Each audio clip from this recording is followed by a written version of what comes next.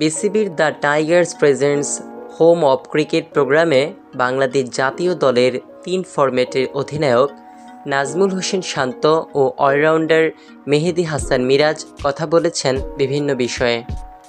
বড় দলগুলোতে তারকা খেলোয়াড়দের মধ্যে সম্পর্কের টানাপোড়েন নিয়ে এখন কথা হয় প্রায়শই। বাংলাদেশের ক্রিকেটেও সাকিব তামিম কন্ট্রোভার্সি চলছে অনেক দিন।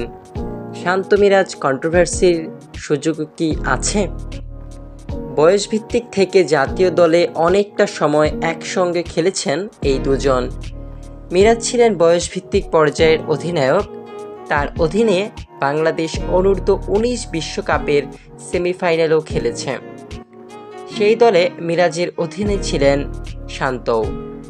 শান্ত বলেন, 2009 সালে অনূর্ধ্ব-15 থেকে আমাদের শুরু, ক্যাম্প থেকে পরিচয়। প্র্যাকটিস ম্যাচে একই দলে ছিলাম দুজন। অনেক দিনের সম্পর্ক।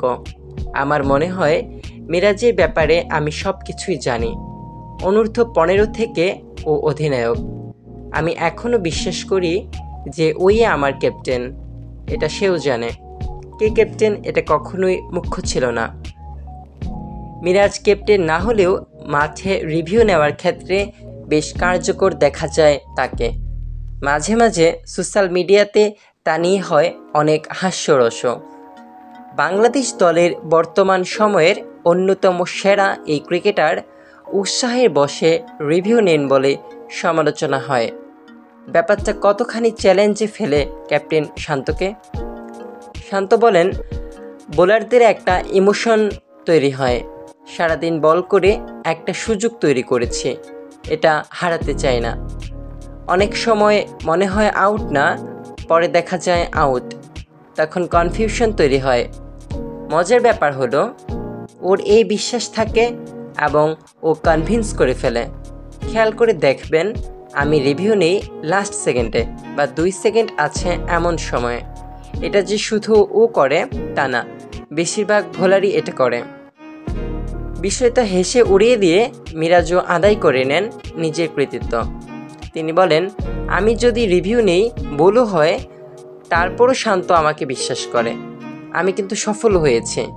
শ্রীলঙ্কার বিপক্ষে একটা রিভিউ জোর করে নিয়ে চান্দিমালকে আউট করেছি, এটা কিন্তু কেউ বলবে না। অধিনায়ক হিসেবে শান্ত দলকে কোথায় দেখতে চান সেটিও জানান তিনি। শান্ত বলেন, আমার কাছে মনে হয় প্রসেসটা খুবই ইম্পর্ট্যান্ট। আমি ক্যাপ্টেন থাকি বা আরেকজন থাকুক, লক্ষ্য তো একটাই থাকে যে বাংলাদেশ একদিন বিশ্বকাপ জিতবে।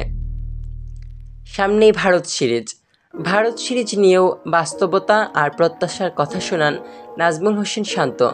তিনি বলেন, খুবই চ্যালেঞ্জিং। দর্শকদের প্রত্যাশা থাকবে, আমাদেরও প্রত্যাশা আছে। 2টা টেস্টই জেতার জন্য খেলব, কোনো সন্দেহ নেই। তার আগে কিছু কাজ আছে, সেই কাজগুলো যদি ভালোভাবে করতে পারি অবশ্যই ভালো করা সম্ভব। দল ভালো অবস্থানে আছে, আত্মবিশ্বাস লেভেল উপরের দিকে সবার। শক্তি অনুযায়ী খেলতে পারলে খুব ভালো 2টো ম্যাচ হবে।